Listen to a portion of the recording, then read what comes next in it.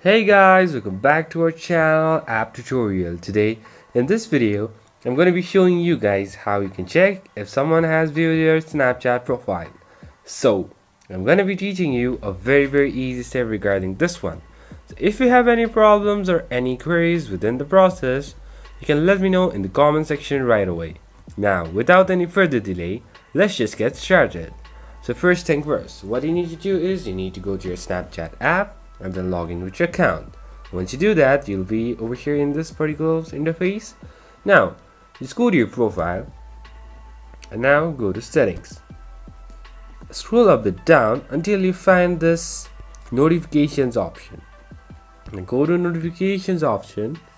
Make sure everything of your notification is enabled, the allowance from your device. So once you are over here, you can see this trending public content. So make sure this is turned on. So if this is turned on, the slight notification of any people, let's say they are trying to view your profile, they are viewing your profile, it will be in your notifications anytime they do this. So that's pretty much, guys, that's how you know or check if someone has viewed your Snapchat profile. So I hope this video is helpful for you guys. So thank you for watching our video, guys.